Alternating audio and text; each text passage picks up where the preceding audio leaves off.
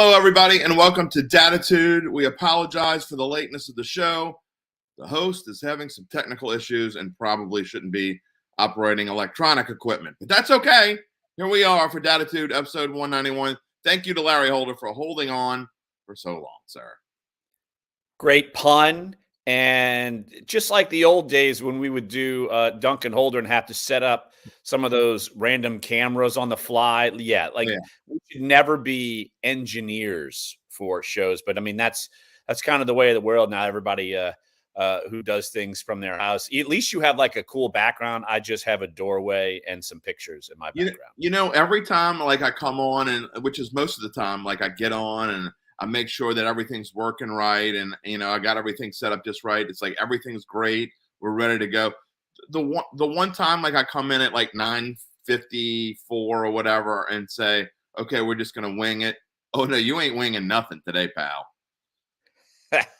Well, that's about right. I mean, that's pretty appropriate given the game we're going to talk to. These guys are. You ain't kidding.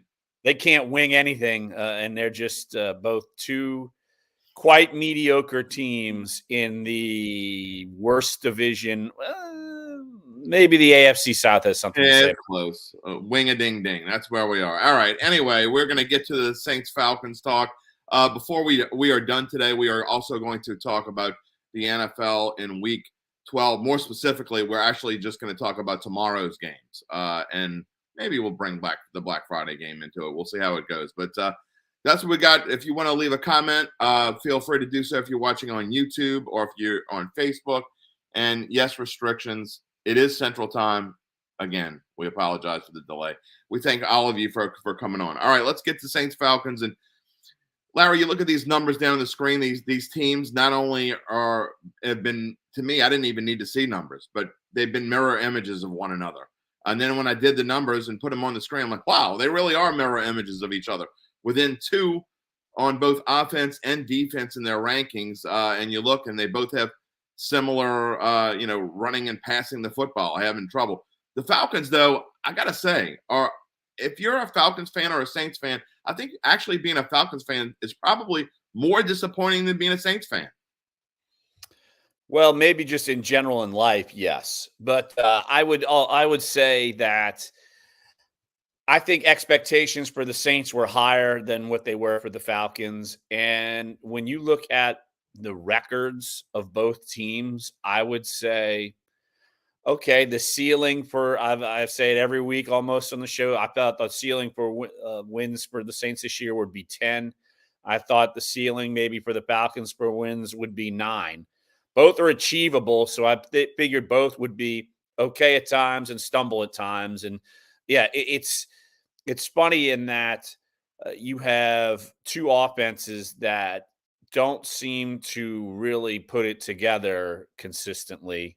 And you think that maybe there's some obvious things that they should be doing, and maybe they don't do them so much. And I might as well point to, Saints fans and people who watch the team and write about the team say, Taysom Hill, Taysom Hill, Taysom Hill.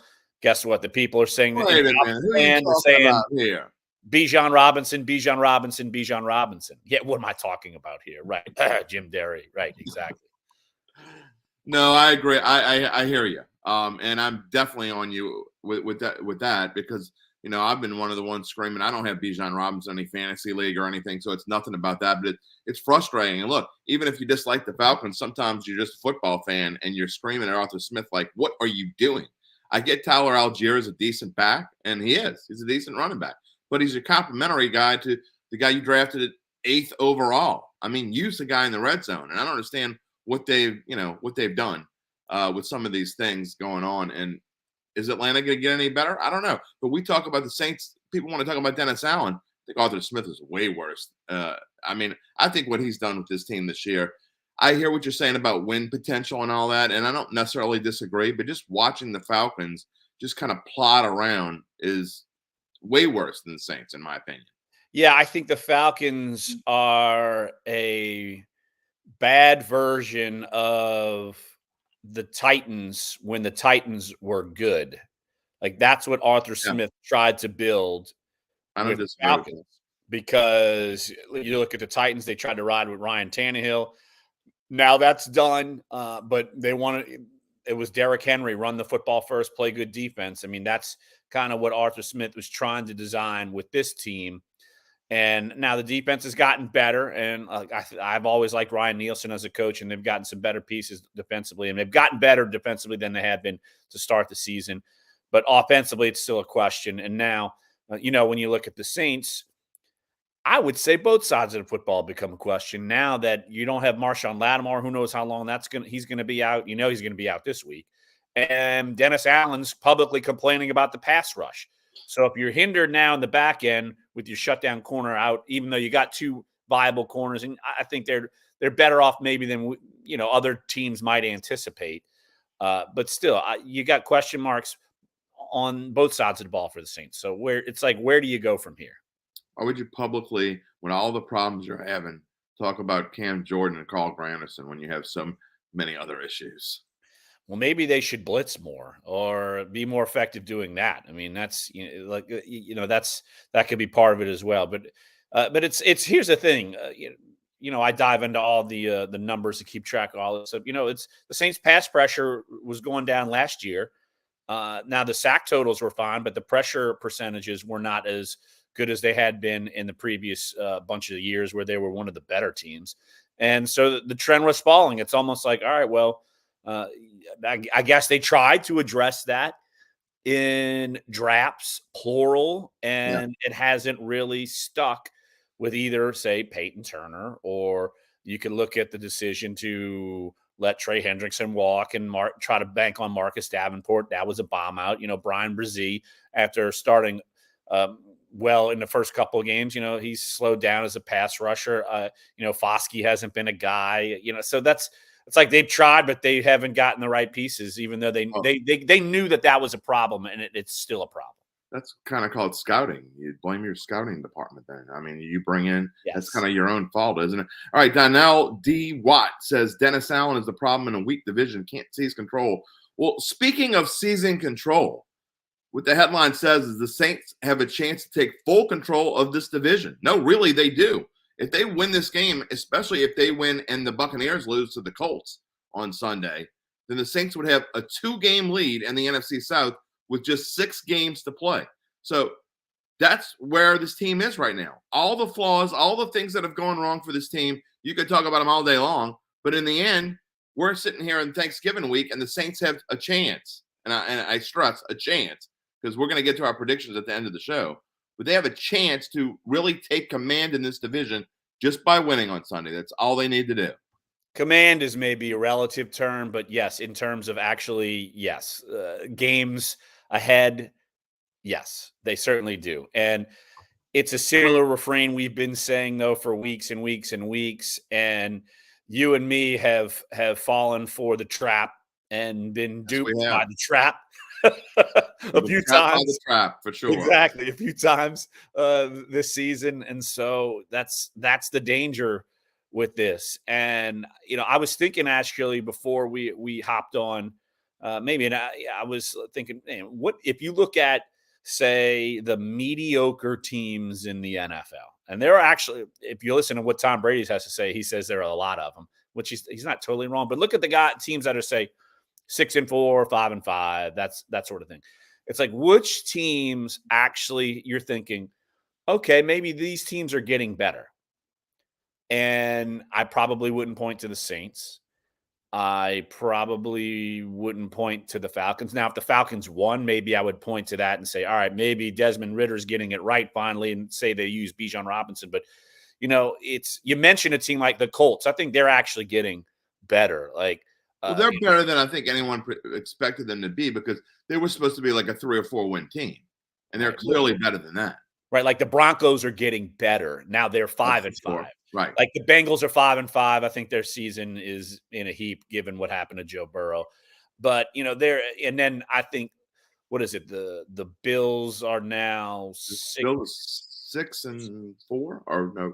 They're 5-5 as well, I think. Yeah, so I think they're 6-5. So they're a team that I think is maybe going to have a bit of a jolt, even though they're like the Vikings are 6-5. I think they're actually. The Bills play the Eagles this week, and they're underdogs. So right, yeah, but like the Vikings, I think they're 6-5. I know they lost a tough one last week, but I think they're actually a team that's getting better. At some point, they're going to get Justin Jefferson back. So, like, where are the Saints and the Falcons fit in this thing? Like the Raiders, I think they're just meandering at 5 and 6. So, do they really have to fit in there, though? That's the whole thing. You're just trying to win this division because anything I know the old anything can happen. Now, look, let's be realistic. And that's what this show's supposed to be about. I mean, if they're probably whoever wins this division is going to get Dallas. I mean, more likely than not in the first round. I mean, I don't see anyone unseating Dallas as the top wild card. I just don't. So, I mean, let's be realistic. The winner of this division, unless they go on a big run and somehow make it to the 3 seed, which isn't going to happen, is going to be the 4 seed. And so, realistically, this is a one and done team, whoever it is. So, I mean, I don't know that you need to compare them to the other teams in the NFL. I hear what you're saying, but I mean, look, this division is its own animal. Right. And I think that's kind of my point in that, okay, we're talking about them winning a division, but where's the expectation level in terms of once you leave the division, where are you? And I'm sure enough Saints fans, I probably didn't need to explain that and make that point. I just kind of wanted to go through the process of going through these teams and saying, all right, where are the Saints here with these sort of teams? And so, yeah, like that's the thing. Like there are going to be teams in the AFC that don't make the playoffs that might have the same record, and then the Saints will be sitting at like draft pick number 20, and some of these other teams will be sitting at like draft pick number 12. Like, so that's kind of the it's the double-edged sword. It's like, all right, you win a division, but where are you in the grand scheme of things? I don't know. I could probably look it up. Well, I mean, you can take just the feel of each team at a certain record, like the feel for the Bills and the Saints. I mean, if the Saints and the Bills go 9-8, I mean, the feel is, Jesus, this team stinks. I can't believe they're going to be talking about firing Sean McDermott. I mean, there's no question. And meanwhile, if the Colts were to go 9-8, which is a possibility, or the Texans go 9-8, I mean, you're like, wow, if you're in Houston or Indianapolis, you just thought the season was a mistake. So it just kind of depends on how you look at it. I mean, here's a perfect example. Toriel, she wants to fire the coaching staff. She's saying too many weapons for this team not to use them appropriately. I'm going to say the same thing that I said on Twitter earlier because there was someone on Twitter who has a decent amount of followers, and I followed the guy. He kind of covers the Saints from the background, I guess similar to the way I do. But he said, Dennis Allen deserves the 3rd season. There's no question about it. Go ahead, bring it on. I mean, that's someone just looking for attention because there's no reason why you would say, I mean, realistically, okay, put your feelings of what you think about the coaching staff aside. You can't say right now, in my opinion, that he should be brought on for a 3rd season. And similarly, I don't think you could say that he should be fired right now. It's too early for either one of those things. I think the last 7 games of the season is going to dictate not only what the Saints are going to do, but if he goes 5-2, which is a possibility, and they finish 10-7, I just think that some people will change their minds. You can't say that right now. Yeah, there's no point to do that. Like, there's too much time left on the clock of the season. Like, you can't do that. Here's the thing. Say, if you're Carolina, you probably are thinking, Frank Reich could be fired right now. And you got to do a total, pressure washing of everything. Agreed. But yeah, look, it's you can't say that about the Saints. And I was about to say, let me go look up our power rankings on The Athletic, and it's actually written by our Falcons writer. He does our national, league-wide power rankings every week. And again, coming from a Falcons writer, he has the Saints at 17 and the Falcons at 24. So for someone who covers it, at least he's got a far better, a brighter outlook on the Saints than maybe you and me do, and maybe a more realistic outlook. That's about right. I really do. I think that's about right. There's a couple 20 and 43 says it all for you. You can't say that. You're saying 20 and 43. He never had a decent team with the Raiders. So you could throw those records out the window. I mean, yeah, there have been coaches who have made something out of nothing. Brian Daboll did it last year. And now he's showing what these Giants really are. It's not just because Daniel Jones has been hurt. The Giants stink. Okay, they overachieved last year. The Giants weren't good with Daniel Jones this year. Let's be honest. They panicked and signed Daniel Jones. Jeff Haspel didn't deserve a 1st season. Well, you could say that all you want. It doesn't make a difference. He got a 1st season, and he's got a 2nd season. and there's about a 90% chance he's going to get a third season. So you can keep hating and spewing this hate inside of you until the cows come home. It doesn't make a difference. I mean, he's going to be here. So, I mean, you can hate it all you want. Rayfield's saying, wish we would have gotten Curtis Johnson back out with the offense. You know what? Maybe that's true. Maybe Curtis Johnson will come back, because I think you got to make changes in your offensive coaching staff. But saying he shouldn't have got a chance or he's terrible or whatever does you no good. The Saints are in first place in this division. I'll say it again. If, and a big if, I'm not saying they're going to win yet. If they win on Sunday, they have a 2-game lead over the Falcons, who are realistically the only other team in this division that are going to beat them, because the Bucs aren't going to do it. They have a tough schedule going down the stretch. They're not going to win 8 games, I don't think. Even if they do, they're certainly not going to win 9, and I think it's going to take 9. So the Saints take a 2-game lead over the Atlanta Falcons. They can go on cruise control. Well, I don't know if you want them to go on cruise control. The Giants, for God's sake. That's an automatic win. I mean, What are you talking about? Tommy DeVito had like a 138 passer rating this week, man. He's bigger than Danny DeVito. You're moving him up your ratings, huh? No, he was dead last still, but he at least got like a green box, but my QB ratings, by the way, is out today. But he at least had the green box in week 11. Otherwise, it's the really dark red one with some of the other metrics. But still, yeah, it's there's no cruising for the Saints. Like, I guess if you can go cruise and go 7-10 and win a division, I don't know, but still, yeah, I don't think you could do that. But no, it comes down to, I think everyone in this city knows the Saints are who they are, and you're just hoping for the best ceiling part of they are who they are rather than the floor, because I think the ceiling is 10-7 and the floor is 7-10. So you're hoping to be closer to the ceiling than the floor. If as a fan, if you're a fan of the team. Now, if you're not a fan of Dennis Allen, then you want the world to burn, 7-10, I'm wondering if that's enough to get him fired. I don't know. I didn't know there were still excited fans out there, but apparently Brandon is. I mean, this is about as excited as you're going to get from Hoodats. The O-line needs to be better with the blocking. There's zero question that is true. But a win on Sunday would put them at 6-5. Hoodat and let's go. That is 100% the case. I think if the offensive line plays better, because look at the last few games, okay? They went on a little mini winning streak, got themselves, maybe they're better, and then the O-line stinks again. Derek Carr gets destroyed. He's in concussion protocol. We haven't even got to that yet, because as we speak right now, we don't even know who's quarterback on this team on Sunday. Is it going to be Derek Carr? Is it going to be Jameis Winston? Doesn't matter. I mean, Jameis Winston beat the Falcons last year.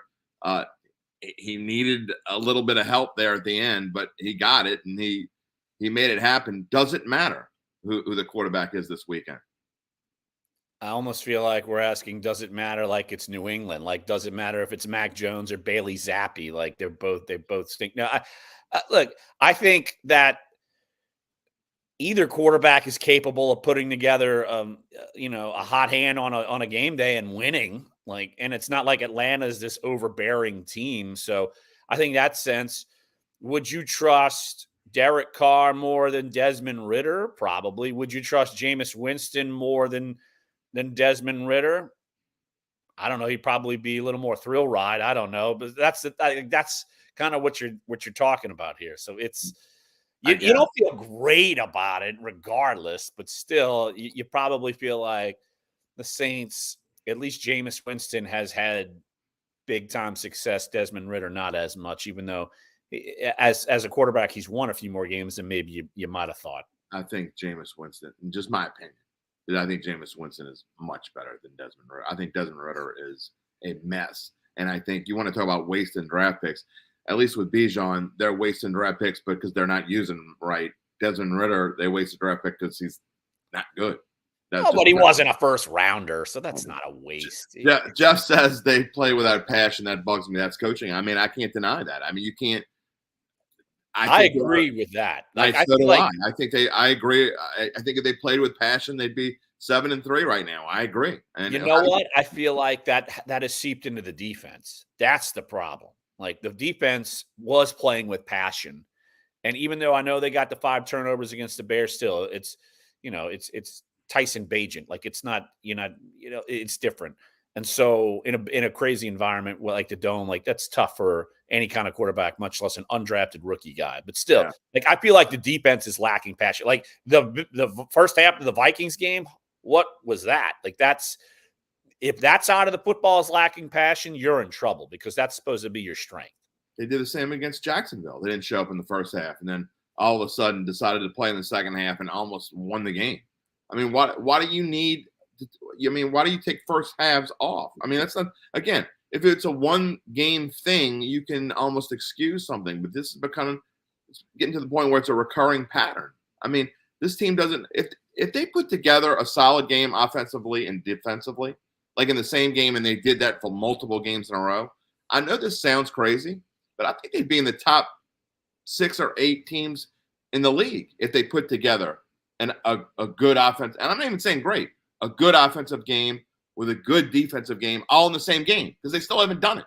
Like if the Saints put up 24 points and the defense, let's just be generous. They gave up 20. You'd take that every week. Absolutely. Yeah. You mean like they were doing in the beginning of the season? Right. And I agree with you. I think maybe they are starting to lose a little bit of interest because something's going on. They're not playing like they were. They're certainly not doing it for 4 quarters. Pat says focus shouldn't be on quarterback. Doesn't matter what quarterback's behind center. If the O-line doesn't step up, having pressure on the quarterback almost every single down doesn't add up to wins. Yeah, no, it adds up to losses. You got to be able to protect. And then you guys do the rankings. I mean, where do you have the Saints offensive line? I actually have to dig that up. I haven't. They've been all over the place. I know you guys had them in the mid-20s a couple weeks ago was the last time I looked. Also, the last time I looked on PFF, and they've kind of jumped around. They've been as low as 31, I believe, but they had kind of climbed back into the mid-20s and it looked like they were on the rise. Look, if this team had an offensive line that was in 22-ish, they probably could, win this division without a lot of trouble. All right, I'm looking at our pressure percentage on dropbacks just for quarterbacks. So obviously that's a lot. Some of that's O-line related. Any pressure percentage is either O-line and quarterback related. Right. But still, we actually have Derek Carr pressured 33.4% of his dropbacks. That's actually among 38 quarterbacks in the league. That would be 14th fewest. So that's not surprising. Right. I think a lot of times you're so insulated in seeing what's going on there that you don't really have a total sense of what's going on in the rest of the league. Like Justin Fields, 49.4% of the time he's pressured. Yeah, well, I'm there. Yeah, that's really ridiculous. Like Zach Wilson, you say what you want about Part him. of that, though, is some quarterbacks hold on to the ball too long, too. I'll put another one that you'd be surprised. Brock Purdy's the 8th most pressured quarterback in the NFL, 40.5%. More than Derek Carr. Well, yeah, significantly more, and yet he's significantly better. That can be misleading, though, because I can't believe I'm saying this about a guy who's played, 12 or 14 NFL games, but I mean, Brock Purdy has this presence about him and can wait until the last second and find the right guy, whereas I don't know that Derek Carr's doing that, if that makes sense. I mean, he's dumping it off a little bit too quicker. The old check down Carr routine. I mean, he does check it down a little bit quicker than some other guys do because maybe he fears getting hit. There could be certainly some of that playing a role. I mean, there's no doubt about that. And I think he's taken too many big shots. Like that's the thing. You remember the big shots. Like that's, you can't help it it's human nature. You don't want to get drilled. I'll put it to you this way. He's the 5th fastest quarterback unloading the football in the NFL. 2.52 seconds time to throw. The only others ahead of him is Tua, Mac Jones, Joe Burrow, Trevor Lawrence. So he unloads the football quickly. It hasn't helped Mac Jones. Terrence, who is become a regular here, we thank him.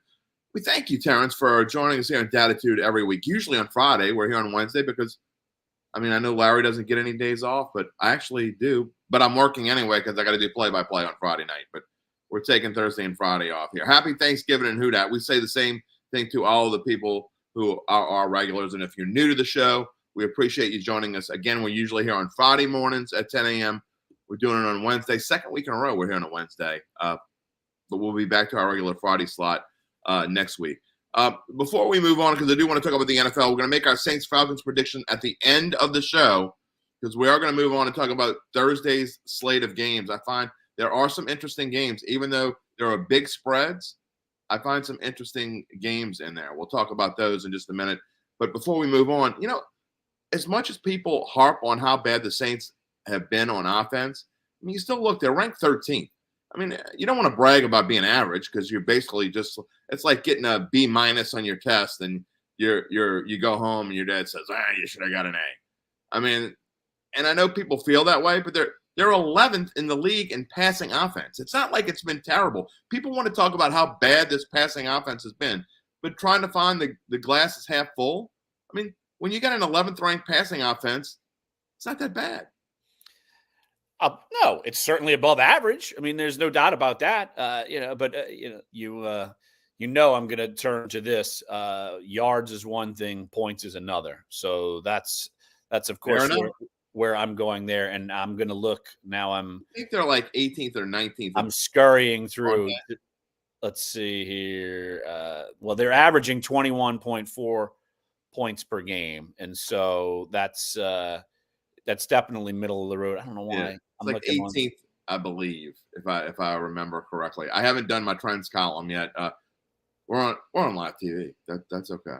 Or live internet TV, I guess. But Larry's looking things up. That's okay. At least we have the ability to do that. When you're on live TV, most of the time you can't look up anything. Well, it sure beats if you're joining us late. Speaking of late, a certain host here had all kinds of issues this morning. I couldn't get my microphone to work. Still couldn't, actually. I'm using my computer audio and camera here. I don't know what was going on this morning. So if I sound different or funny, it's because I'm having to use my computer audio. My mic would not connect for some reason. Jim, by the way, you were right. 18th in points. So see, I do pay attention sometimes. Yep. All right. Well, look, this, like I said, these two teams are mirror images of one another. It is what it is. We're going to come back to the Saints. We're going to finish the show with our Saints-Falcons predictions, but I do want to spend like 5 minutes before we go off the air talking about tomorrow's slate of games. You can say what you want. I mean, obviously there are some big point spreads, but I also find it interesting that we have 3 division matchups, and to me, anything can happen in division matchups. Now, I heard a stat yesterday that says that Thanksgiving favorites have been covering as of late. But I don't know that matters here. I like one of the favorites to cover. I think the other two are going to be closer. We'll figure out which one I like of the favorites. But which one of these games strikes your fancy the most? I actually think it is the first one. I think Detroit, Green Bay. I know it looks like Aaron Jones is going to be out. But I will say that Jordan Love has been playing better lately. Before, he's been pretty bad. It was almost like he played pretty well for 8 minutes against the Saints, then really went off the deep end and struggled. But last 3 games he's played better. And then Detroit, poor Justin Fields. He did everything he could to help win that game. And then you get all these interceptions from Jared Goff, and then Detroit puts together a couple drives at the end of the game and they win. So even when Jared Goff is bad, they still win. So yeah, I feel like that this is a bit of an intriguing game to me, just because certainly a rivalry game in the sense it's a division, the NFC North, and maybe Detroit takes a breath for a minute. So maybe Green Bay kind of stays within this game. But yeah, I think that I like that one more than the other two. That's the one I'm interested in as well. I guess San Francisco, Seattle could be interesting. They're without Kenneth Walker, and Geno Smith is banged up. I'm actually surprised this line isn't a little bit bigger than it is. I know it's in Seattle, and then I'll hold the line down. But look, Jared Goff. People talk again. I go back to what fans say about their quarterbacks, and people hate Derek Carr. They hate Jameis Winston. They just hate. You know why? Because Drew Brees isn't here anymore. That's why they hate Derek Carr and Jameis Winston. There's no question about it. But Jared Goff really has been bad for 3 games in a row now. Detroit better find a way to fix that really quickly. But I guess as far as spreads go, I'm not sure that if I had to pick a favorite that's going to cover, I think it will be Detroit because I think they're due for a good game. I'm not buying that Jordan Love. I was all on the Jordan Love train before the season started, but man, just because he's had a good couple of games, does it really take 11 games to show that you can play quarterback in the NFL? I'm not impressed at all. Oh, I'm not certainly buying him. I'm just saying he's getting better. Like he's gotten better. Well, he's played. How's he going to do without Aaron Jones? He's played better the last few games. Well, look, Aaron Jones has been in and out of the lineup kind of all year. Yep.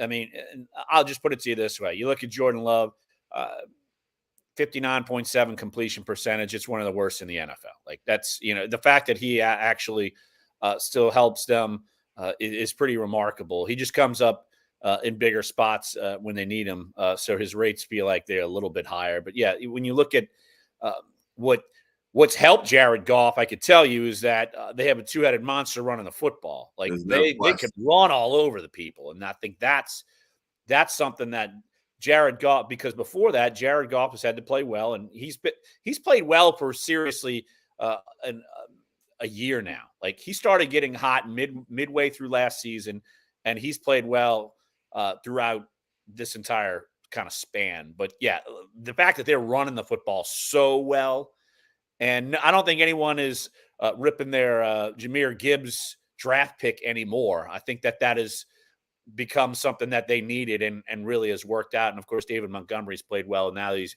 back in the field. So you don't need Goff to save the day. And you know what? And even when those two were hurt, remember there was a week where they were both out. They were hurt, I think week 6 or something like that, and they still ran the football. That's the difference between a really good offensive line and a piss poor one. So, I mean, honestly, if you want to talk about the Lions and Saints, I know that they're worlds apart when you talk about overall, but the Lions and Saints are pretty close in talent, except for the Lions' offensive line is one of the top 3 in football, and that is the difference.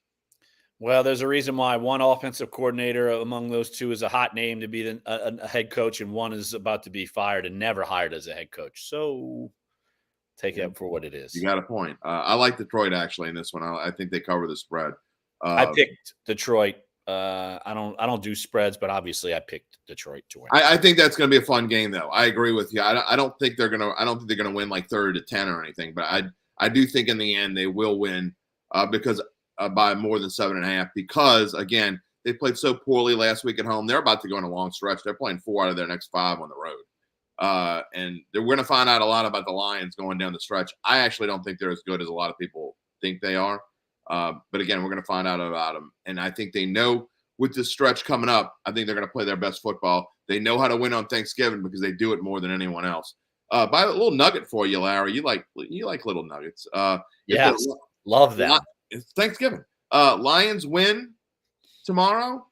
It'll be the first time since 1954 that they won at least 5 games in a row in this series.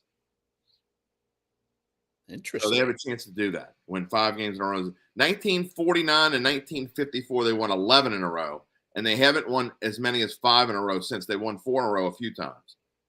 So before we move on, all right, Jack wants to know, does he trade Devontae for Tank Bigsby and Najee Harris? Absolutely not. Najee Harris has done nothing this year. And Jaylen Warren is a better running back. Absolutely. Yes. Absolutely not. You do not do that. And then Washington, Dallas, I don't think we need to talk a whole lot about that. Although I do think if I had to bet on it, and you don't have to, I tell this to people all the time, you don't have to bet on every game. There's no law that says you have to bet on, so I won't be betting on this game. Washington at Dallas, I think Washington's going to cover because they've been Jekyll and Hyde. As much as they stunk last week, I actually think they're going to cover at Dallas. We'll see. And then the last game, again, we talked about it. Geno Smith is iffy. Kenneth Walker is not going to play. I think Kenneth Walker not playing really hurts that team. Yeah, I think so too. And I don't care if Geno Smith and Kenneth Walker are playing. I mean, they're not beating the 49ers. The 49ers have stumbled. They did their one middle of the season stumble, and now they're back rolling again. They are as dangerous as a team as anyone in the NFL now. And I agree. it's hilarious that every week I have to when Brock Purdy does well, I write Brock Purdy does well, and people lose their minds. Like they think he's terrible, in a national sense. He's terrible? Oh, just people who just see the numbers and that Brock Purdy is like his numbers are better than Patrick Mahomes.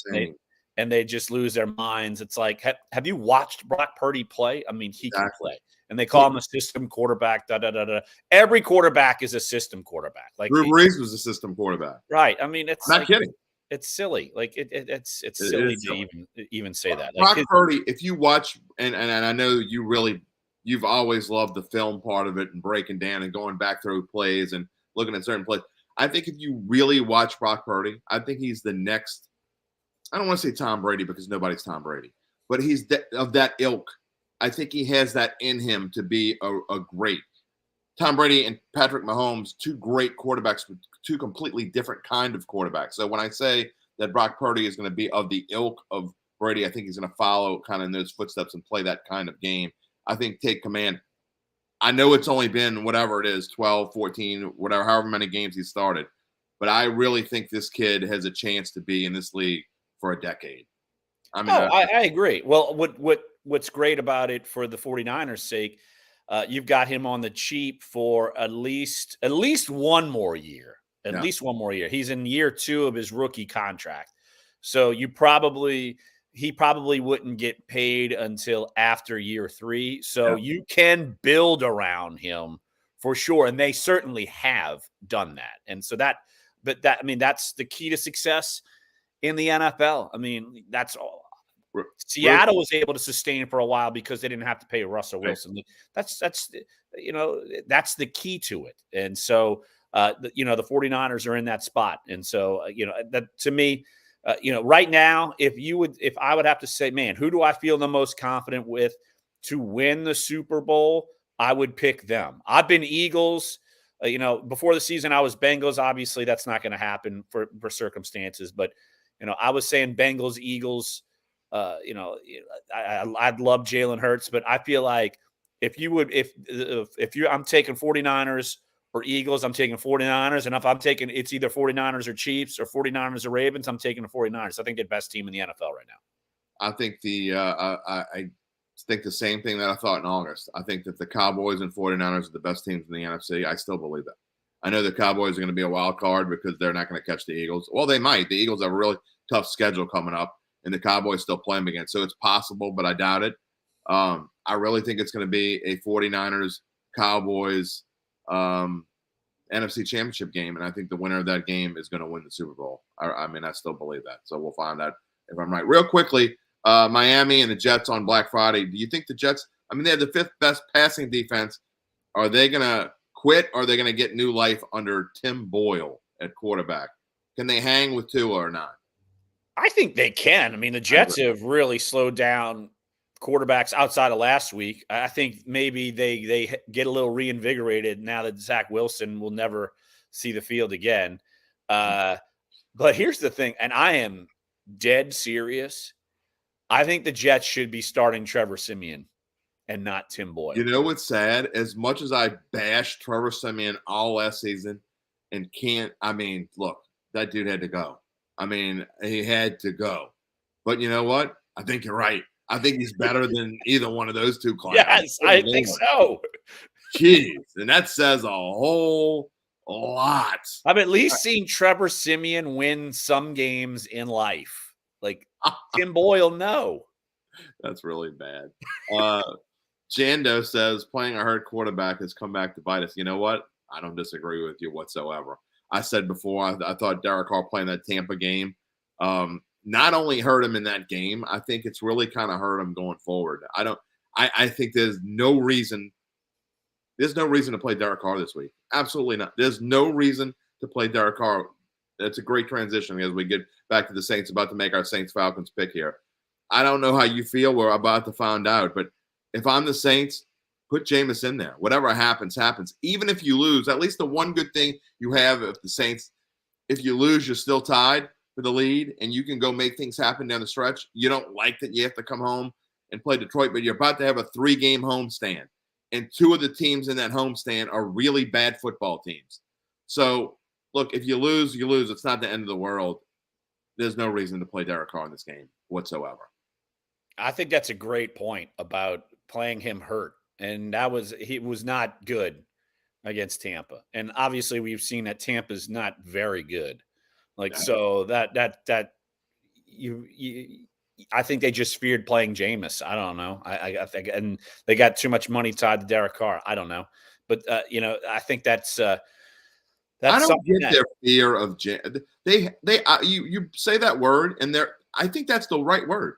I don't know what their fear of playing Jameis is. I mean, are they scared that if he plays well, there's going to be a controversy? What is the deal? They almost go out of their way not to play that dude. That could be part of it. Or then they fear that he's going to throw 8 picks. I don't know. Or they fear that he's going to be great and then they're going to have a quarterback controversy. It could be either or. It's mind-boggling, really. It's pretty funny. They literally go out of their way not to play Jameis Winston. Yeah. So as I texted you before, do we have to make a pick in this game? We do. We do. And you know what? That's where we are right now. We're trying to cut this off I was trying to cut it off at 40 minutes of all the problems we have. We're going to cut it off at 45 minutes. So we got 2.5 minutes. Larry Holder, it is that time of the week where we make our predictions. Saints, Falcons. It is a pick-em line. That means Vegas has no idea who's going to win. And you know what? I'm not going to put words in your mouth, but I don't think either one of us have an idea either. I should be really brave and pick a tie, but I don't think I'm going to do that. And I'm tired of picking the Saints and being burned, so I'm not picking them this week. I'm going with the Falcons. I think that they actually can throw the ball with a lack of pass pressure and Marshawn Lattimore out. So I think that the Falcons and Desmond Ridder can actually be effective in there, which will open up the run game. And the Saints haven't been great stopping the run lately. And obviously, you see in the rankings, they're 20th, in rushing yards allowed. So I'm going Falcons. Let's go 17-14 Falcons. Ooh, exciting. That's how much I'm looking forward to this one. My boy Josh Alt's out there. He says he'd rather have 3 TDs and 3 interceptions from Winston over 2 interceptions and 1 TD. Well, at least you're guaranteed 21 points, but it might be for the other team too. Yeah, it's not that bad. Come on. I think Jameis Winston's going to come in and play a decent game. All right, I know this sounds crazy. I wrote this in my NFL picks column this morning, it's out on Wednesday instead of Thursday because I'm taking a day off and because my skinny svelte figure needs to eat all day tomorrow. That's what I need to do. Look, I tried to pick the Falcons. There is no scenario in my head where I'm thinking the Saints are going to seize control of this division and be up by 2 games. I just can't fathom it. But yet, I just can't do it. The Falcons, their defense is okay, but I can't believe their offense is really ranked 15th. I think the Saints, even with their injuries, even with Lattimore hurt, even with the uncertainty at quarterback, I don't see how this team loses to Atlanta. I just don't. I think it's a higher scoring game. For some reason, the first game always seems to be higher scoring than the last one. And when these two teams play, I'm going to say Saints 27, Falcons 20, and you're sweating that last drive. And if Desmond Ridder can come back and get that tie and touchdown and maybe throws a pick to Paulson Adebo or something in the end. I don't think, I think they win by 7, but I don't think they have big control, but I just can't take the Falcons here. Again, I really try to. I can't. I'm just disgusted by both teams, and I've picked them to win too many times, and they've lost, and I don't like either one of them. So I think there's definitely some bitterness just in that sense. But I would say if I would give them heads up, I would pick the Saints. But I've said that before, and I've been burned. So the good news is one of us is going to be right. Usually we're on the same side, and we both pick the Saints. We're usually wrong. We didn't mention Michael Thomas on IR, and I'm going to be frank. Don't take this the wrong way. And I don't think it matters one iota. Michael Thomas is exactly what I thought he would be coming into the season. Just 1 inch smidge better than worthless. That's where he's been. Yeah, I will say in on our news judgment yesterday when that news broke, I was working on our NFL news desk, and the fact that I was like, "Hey guys, do y'all even care about this?" And then they said the fact that you, New Orleans, covered the Saints for a million years, have to ask us this question means it's probably not worth doing a news headline. And I was like, "Yeah, that's okay." I mean, honestly, I think he's already played more games probably than we thought he would play this season. He's not going to come back. Once Michael Thomas goes on IR, he goes into Never Land. If the Saints were, I don't want to get into this tangent because we got to go off the air. But if the Saints were really good, do we really think he'd be going on IR? No. Don't know. But that's the question that's always going to linger with him. I mean, what do you trust him totally with some of these ailments? And then, here's what this is, we don't have to dive into this, but look, he's going to be a free agent after this year. Good luck. Who signs him? Where does he end up after this year? I'm curious. I'm 1 curious. year, $4 million to sign with. I don't know. He's only going to accept a deal he might accept less to go to a decent team. The Ravens, Chiefs. Chiefs. That would be interesting. I would look for him or Mike Evans with the Chiefs next year. Oh, Mike Evans didn't need to leave. That's that dude busts his ass and doesn't get. Look, we can hate Mike Evans all we want. He's a player. He could still play anytime. Not only can he still play, he's trying. He's busting his keister. And I watched a lot of Mike Evans this year, and I've been very impressed with how hard he's been trying with Baker Mayfield. Same draft, Mike Evans and Odell Beckham. Who's playing better? There's no question. I mean, who plays no matter what? Right. One of them. All right, Larry, we'll do it again. We're back to our regular Friday time slot. You're not going to eat too much turkey tomorrow, are you? I'm going to be working while eating, so okay. I'll probably just be eating all day then. So you're not going to be like me and have a house full of family. I will be at a house full and still having to monitor and watch all of the games. So, yeah. Tough gig, I know, but somebody's got to do it. It's easier to tell family to shut up than other people. True. Very, very true. Come on, move it. Yes. Facts. All right. Have a happy Thanksgiving, my friend. We'll see you a week from Friday. Buddy. You too. And thanks to all of our watchers and listeners out there. When I'm done with this, we're putting 2 pods into one. Uncle Big Nick is out of town, so I'm just going to read his picks. We'll have our top picks of the week. You may not want to hear them after last week because we both did kind of bad. But we've been good overall this season. We'll add that along with my monologue. Find it wherever you find your podcast. Search for Dattitude as we do. Back to our regular schedule next week, 3 times a week. We thank you for watching. Everyone have a wonderful Thanksgiving. Talk to you next week.